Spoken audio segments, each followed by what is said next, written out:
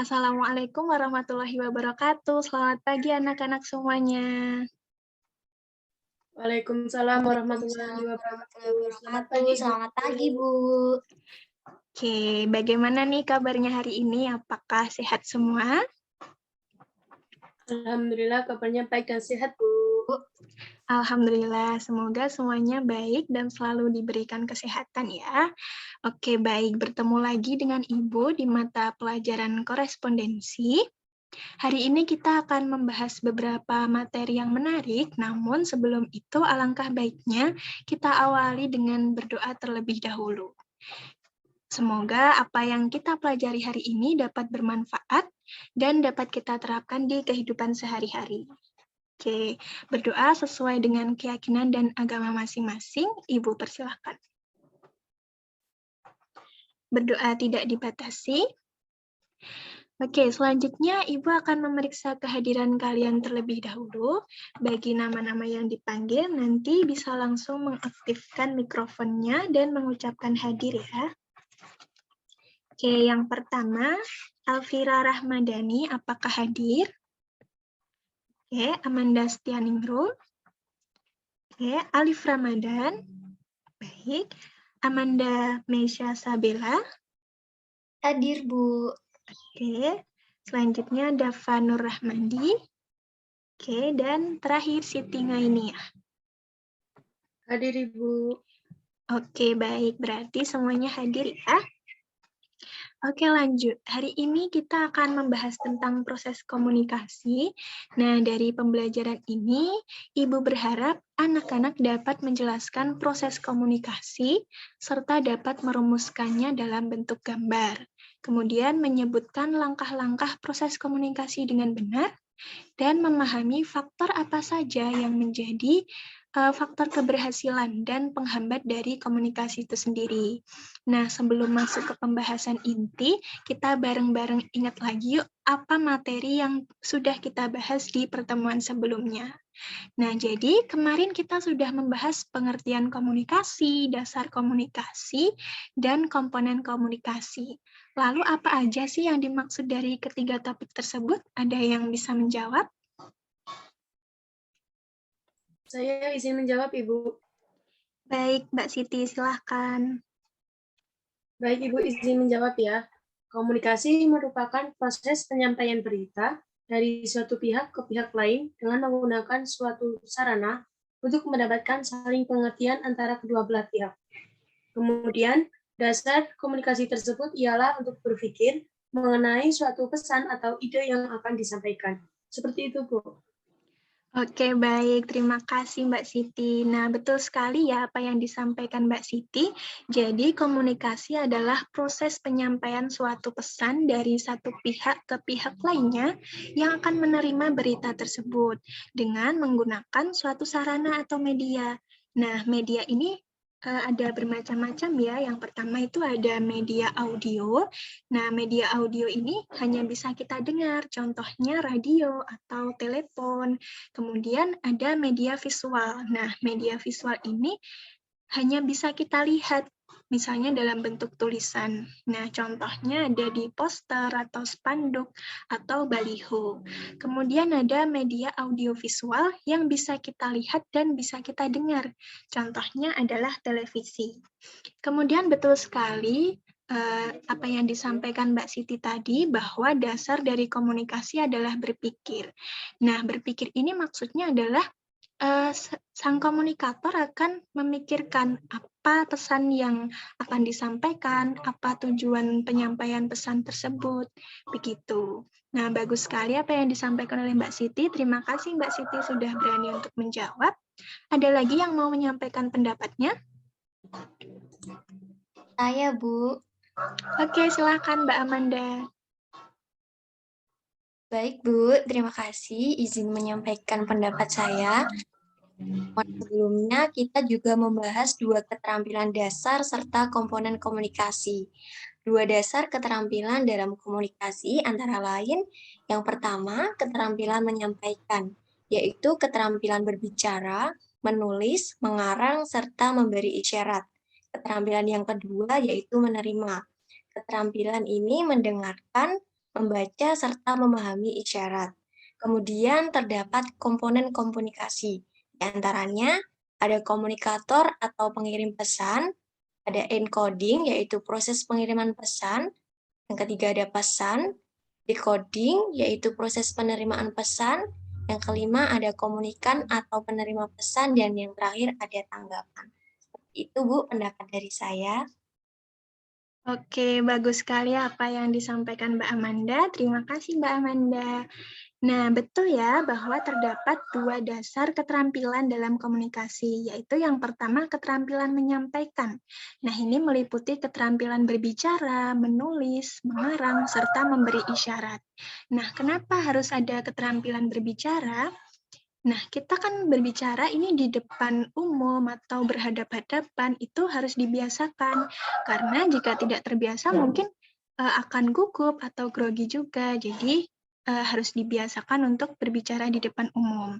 Kemudian ada keterampilan menulis, di mana sebagai komunikator kita harus terampil untuk menuangkan ide atau pesan yang kita pikirkan tadi ke dalam bentuk tulisan, sehingga komunikan dapat dengan mudah memahami pesan yang kita sampaikan. Kemudian ada keterampilan mengarang. Nah, mungkin saja pesan-pesan atau ide yang kita pikirkan itu belum menjadi satu kesatuan, sehingga sebagai komunikator harus memiliki keterampilan untuk menyusun atau mengarang ide-ide tadi menjadi satu kesatuan, sehingga mudah dipahami oleh komunikan. Kemudian juga memberi isyarat seperti mengkonversikan pesan-pesan tadi ke simbol atau lambang sehingga mudah dipahami. Kemudian tadi Mbak Amanda juga menyebutkan 6 komponen komunikasi dengan baik. Nah, perlu kita ketahui bahwa 6 komponen tadi harus terpenuhi supaya suatu komunikasi itu dapat dikatakan berhasil dan baik, serta berjalan dengan lancar sesuai dengan harapan. Oke, apakah ada yang mau menyampaikan pendapat lagi? Jika tidak, kita akan mulai memasuki materi. Sebelumnya, terima kasih kepada Mbak Siti dan Mbak Amanda, tadi sudah menyampaikan pendapatnya dengan baik.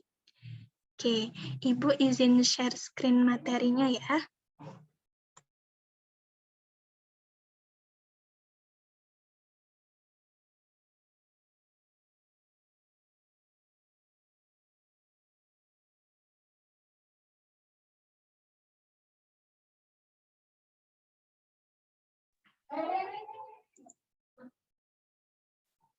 Apakah sudah terlihat?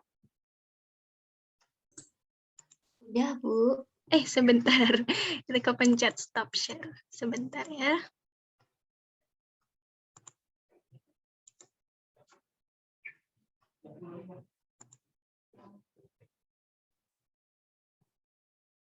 Oke, sudah terlihat?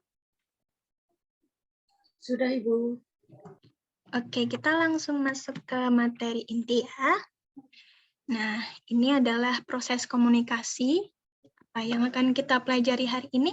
Oke, kita buka saja.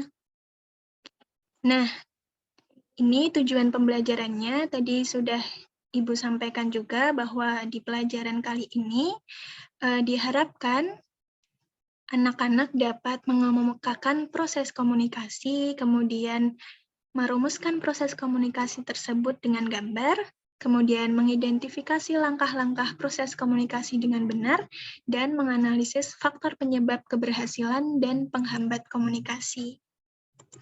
Nah, kita masuk ke materi yang pertama, yaitu proses komunikasi. Nah, coba kita perhatikan gambar berikut ini. Sebagaimana pengertian dari komunikasi yang merupakan proses penyampaian pesan dari satu pihak ke pihak lainnya melalui sarana atau media agar menimbulkan suatu pemahaman, maka suatu komunikasi adalah aktivitas yang sangat penting terjadi di sebuah perusahaan atau organisasi. Nah, misalnya di gambar ini adalah antara pimpinan dengan sekretaris.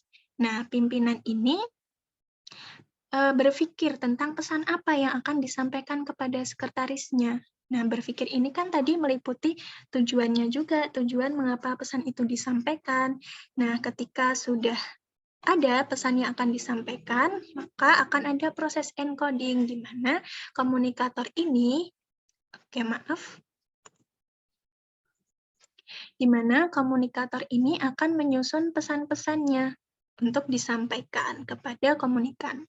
Nah, ketika sudah tersusun dengan baik, sudah disusun dengan kalimat yang betul, yang tepat, maka akan disampaikan menggunakan saluran atau media.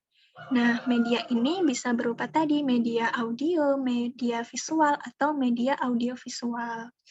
Nah, nanti akan disampaikan kepada komunikan.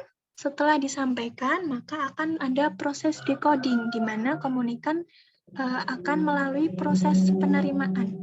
Nah, di penerimaan ini, komunikan akan menerjemahkan pesan apa yang sudah disampaikan kepada komunikator. Nah, ketika komunikan sudah memahami apa pesan yang disampaikan, maka dia akan memberi feedback. Nah, dalam gambar ini, iya Pak, saya mengerti begitu. Dia menyampaikan feedback-nya kepada komunikator sebagai umpan balik. Nah, dalam gambar ini sudah terdapat 6 komponen dari komunikasi ya. Jadi tadi apa? 6 komponen, ada komunikator, ada decoding, ada encoding, ada pesan, kemudian ada encoding, ada komunikan, dan ada feedback. Nah, jadi dapat dikatakan dalam gambar ini, proses komunikasi itu berjalan dengan baik dan berhasil karena sudah terdapat umpan balik. Dan si komunikan sudah memahami maksud dari komunikator ini. Oke, kita kembali ke menu tadi. Selanjutnya adalah langkah-langkah proses komunikasi. Nah, jadi dari gambar tadi dapat kita rumuskan beberapa langkah proses komunikasi. Yang pertama adalah komunikator memiliki gagasan atau pesan yang akan disampaikan kepada komunikan. Kemudian yang kedua, komunikator menyusun pesan tersebut, yaitu proses encoding. Kemudian yang ketiga adalah penyampaian pesan melalui saluran atau media, baik itu audio, visual, maupun audiovisual. Kemudian yang kelima adalah komunikan menerima pesan atau proses menerima pesan, yaitu disebut dengan decoding. Dan yang keenam adalah komunikan memberi tanggapan sebagai feedback atau respon bahwa dia sudah memahami pesan yang disampaikan oleh komunikator. Begitu. Sampai di sini, apakah ada yang ingin ditanyakan dulu? Belum ada, Ibu. Oke, jika belum, kita lanjutkan ke materi selanjutnya, yaitu macam-macam proses komunikasi. Nah, di dalam proses komunikasi sendiri itu ada dua macam komunikasi, yaitu komunikasi dua arah dan komunikasi timbal balik ke segala arah. Komunikasi dua arah sendiri berarti adalah proses komunikasi yang dimana nanti akan terdapat feedback dari komunikan. Nah, di komunikasi dua arah ini juga dibagi menjadi dua. Yang pertama adalah komunikasi horizontal dan komunikasi vertikal.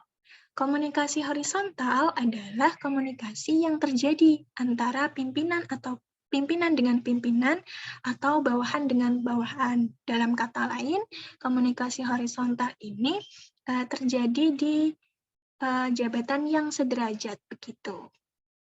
Kemudian terdapat komunikasi vertikal, di mana ini terjadi antara pimpinan dan bawahan. Gitu. Oke, kita lanjut, yaitu komunikasi timbal balik ke segala arah. Nah, ini proses komunikasi yang terjadi antara top manager dengan para manajernya atau manajer dengan para bawahannya. Nah, dalam komunikasi ini biasanya bersifat sebagai perintah atau laporan atau keterangan begitu. Oke, baik. Kita lanjut ke faktor keberhasilan komunikasi. Nah, faktor keberhasilan komunikasi ini dibagi menjadi dua, ada dari segi komunikator dan segi komunikan. Nah, kita bahas dulu yang dari segi komunikator. Nah, yang pertama adalah kecakapan komunikator. Nah, sebagai komunikator, maka harus terampil untuk menyampaikan pemikirannya atau pendapatnya, menyampaikan kepada komunikan dengan bahasa yang mudah dan dapat dimengerti, kemudian komunikator harus cakap, memilih simbol atau lambang apa yang akan digunakan untuk menyampaikan pesannya tadi. Kemudian, komunikator juga harus terampil untuk menarik perhatian dan minat pendengar. Selanjutnya ada sikap komunikator. Nah, di sini komunikator harus menanamkan sikap tegas. Supaya apa? Supaya pendengar atau komunikan itu menaruh kepercayaan pada uraian-uraian atau kalimat yang kita sampaikan. Kemudian kita juga harus terbuka, simpatik, dan rendah hati. Dalam artian, kita harus menanamkan sikap bagaimana kita bersikap kepada orang lain, bagaimana kita bersikap sebaik-baiknya kepada orang lain atau human relation, begitu. Kemudian yang ketiga adalah pengetahuan komunikator. Nah, di sini sebagai komunikator harus memiliki pengetahuan yang luas. Pengetahuan yang luas ini maksudnya adalah komunikator harus memiliki pengetahuan yang banyak, jadi untuk menyampaikan idenya akan menjadi lebih mudah.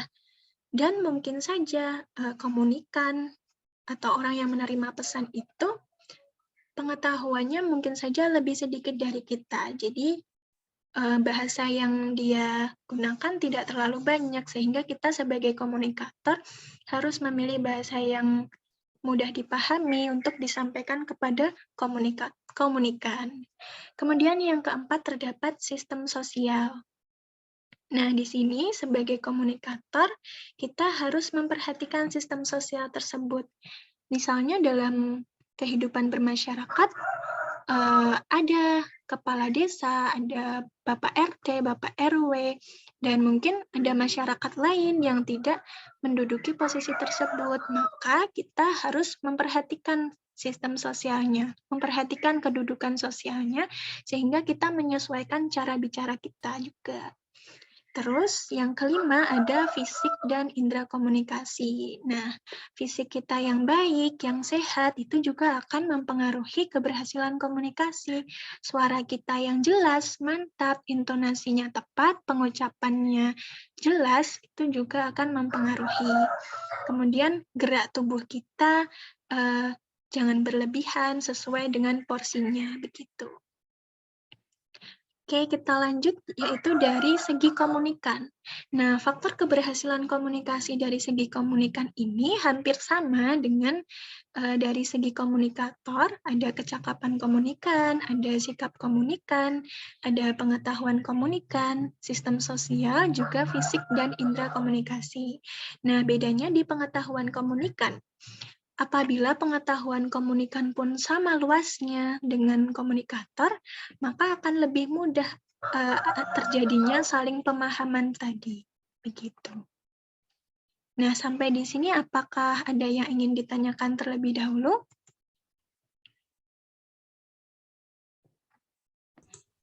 Belum ada, Bu. Oke, jika belum, kita akan lanjut ke faktor penghambat komunikasi. Nah, di sini ada beberapa, ada 10 faktor penghambat komunikasi. Yang pertama adalah kecakapan yang kurang baik, kemudian sikap yang kurang tepat, pengetahuan yang kurang, jarak antara komunikator dan komunikan, komunikasi yang berlebihan, kurang memahami sistem sosial, prasangka yang tidak mendasar, kesalahan bahasa, indera yang rusak atau sudah tidak sehat, dan komunikasi satu arah. Nah, ini tadi faktor-faktor penghambat komunikasi. Nah, sampai di sini, apa ada yang ingin ditanyakan lagi? Nah, jika belum, maka sekarang Ibu yang akan gantian bertanya kepada kalian. Nah, jadi untuk hari ini Ibu akan membagi kelas kalian menjadi 2 kelompok. Nah, nanti kelompok 1 akan menjelaskan contoh proses komunikasi sederhana. Ya, lalu yang kelompok 2 akan menjelaskan 4 faktor penghambat komunikasi, yaitu ada kesalahan bahasa, jarak komunikator dan penerima, komunikasi yang berlebihan, dan komunikasi satu arah. Apakah sudah paham dengan tugasnya, anak-anak? Sudah, Ibu. Oke, jika sudah paham, Ibu akan memberi kalian waktu 10 menit untuk mendiskusikan jawabannya. Kemudian nanti masing-masing kelompok akan berpresentasi, mempresentasikan hasil diskusinya, tapi tidak semuanya, nanti hanya perwakilan saja. Oke, silahkan 10 menit untuk berdiskusi.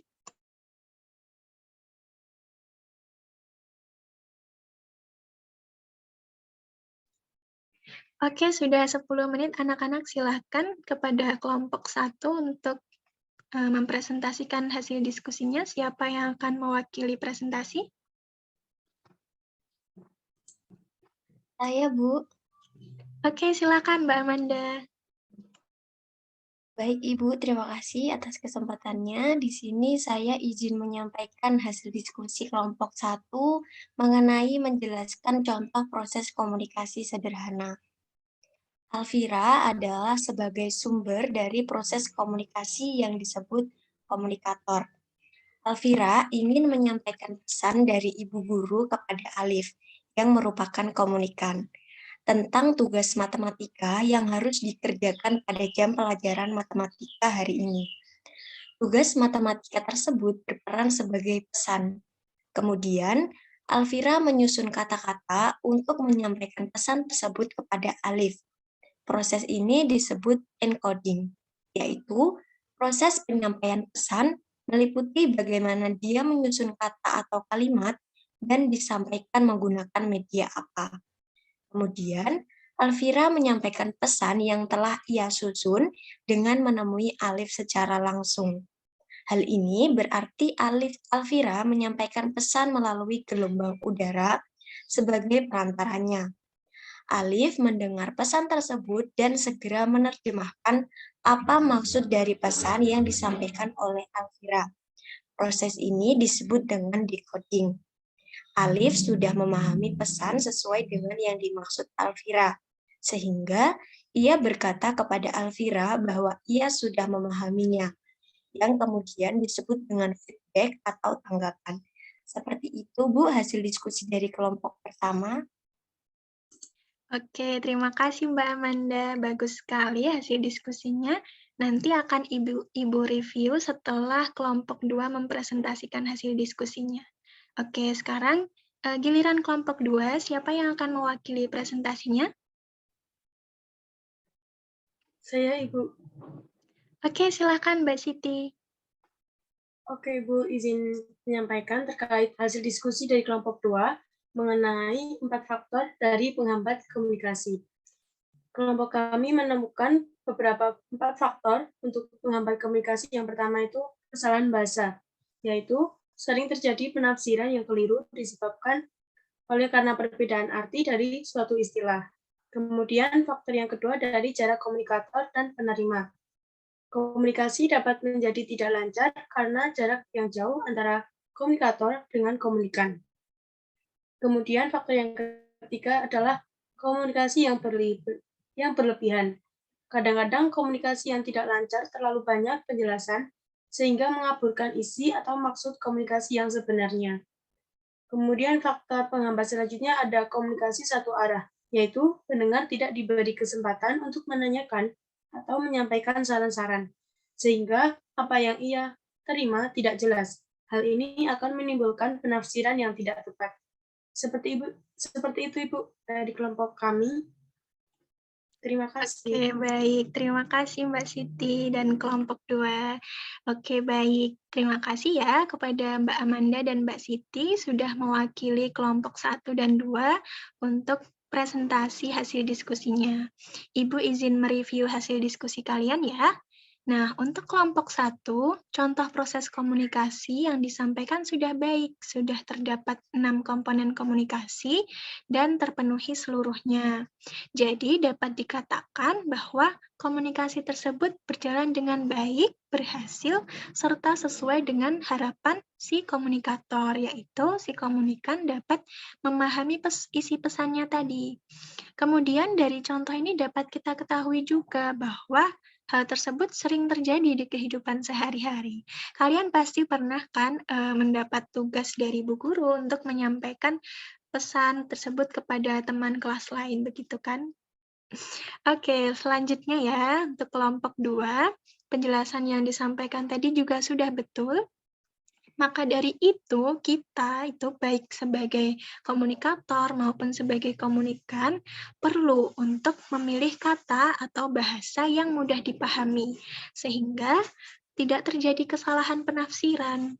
Kemudian, ketika menyampaikan pesan secara langsung, usahakan untuk menyampaikan dalam jarak yang dekat, tidak dengan berteriak dari jauh.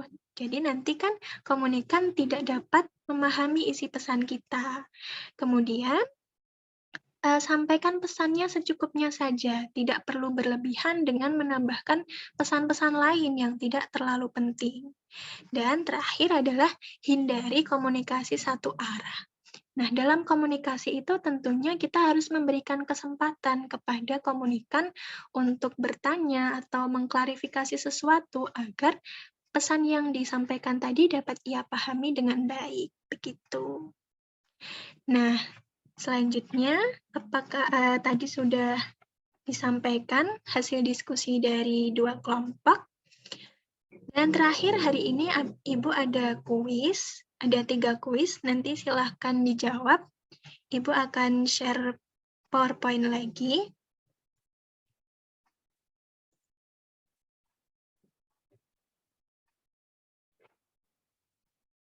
Oke, apakah sudah terlihat? Sudah, Bu. Oke, nah hari ini kita kuis sedikit saja ya untuk mengetes pengetahuan kalian terkait dengan proses komunikasi. Oke, kita mulai ya. Nah, ini yang pertama. Pertanyaannya adalah, dalam proses komunikasi, seseorang yang menyampaikan pesan disebut dengan apa nih anak-anak? Yuk coba dijawab. Yang A adalah proses komunikasi, B komunikan, C komponen, D feedback, dan E komunikator. Jawabannya apa nih? Ibu komunikator. Oke, kita cek ya jawabannya. Nah, betul. Oke, kita lanjut ke soal kedua. Hubungan komunikasi antara pimpinan dengan bawahan disebut dengan komunikasi A. Eksternal, B. Internal, C. Horizontal, D. Vertikal, dan E. Timbal balik. Apa nih jawabannya? D, Ibu, vertikal. Oke, bagus. Kita cek ya jawabannya. Iya, betul. Udah pinter-pinter semuanya ini. Oke, kita lanjut ke soal terakhir, yaitu yang ketiga. Soalnya adalah dalam organisasi, adanya proses komunikasi harus menyesuaikan kedudukan masyarakat. Pernyataan tersebut merupakan pengertian dari salah satu faktor keberhasilan komunikasi, yaitu A. Sikap komunikator, B. Sistem sosial, C. Kecakapan komunikator, D. Fisik komunikator, dan E. Sikap komunikan. Apa nih jawabannya? Ayo, ada yang tahu? D, Ibu, sistem sosial. Oke, baik. Kita cek ya jawabannya. Oke, betul sekali. Nah, Ibu rasa untuk pengetahuan kalian mengenai proses komunikasi ini sudah baik. Nah, kita lanjut ke kesimpulan dari pertemuan hari ini. Nah, kesimpulannya yang pertama adalah proses komunikasi adalah penyampaian dan penerimaan lambang-lambang yang mengandung arti dari komunikator kepada komunikan yang direaksikan kembali. Kemudian yang kedua, keberhasilan komunikasi sangat tergantung kepada faktor kecakapan komunikator dalam menyampaikannya dan kecakapan komunikan dalam mendengar dan membaca serta memahami isyarat. Kemudian, jika tujuan komunikasi dapat tercapai, maka komunikasi itu dapat dikatakan berhasil. Nah, kesimpulan yang ketiga, hambatan komunikasi dapat disebabkan oleh faktor manusia itu sendiri, baik itu faktor kurang pengetahuan dan faktor-faktor lainnya. Oke, ada yang mau ditanyakan dulu sebelum kita mengakhiri pembelajaran hari ini? Oke, jika tidak ada, kita lanjutkan ya. Nah, untuk materi pertemuan selanjutnya, kita akan membahas tentang media komunikasi, fungsi media komunikasi, dan jenis-jenis media komunikasi. Nah, sebelum pertemuan selanjutnya, nanti anak-anak bisa mempelajari terlebih dahulu melalui referensi materi berikut ini dari modul korespondensi yang telah Ibu berikan, atau dari YouTube, atau dari buku Erlangga karangan Endang R. Sri DKK, judulnya korespondensi, begitu. Nah, apa ada yang ingin ditanyakan lagi? Oke, jika tidak, berarti... Oke, Mbak Siti, terima kasih. Nah, jika tidak, maka pembelajaran hari ini cukup sampai di sini dulu. Sampai bertemu di pertemuan selanjutnya. Tetap semangat belajar dan sampai jumpa. Terima kasih. Wassalamualaikum warahmatullahi wabarakatuh. Waalaikumsalam warahmatullahi wabarakatuh. Terima kasih, Bu. Terima kasih, Bu.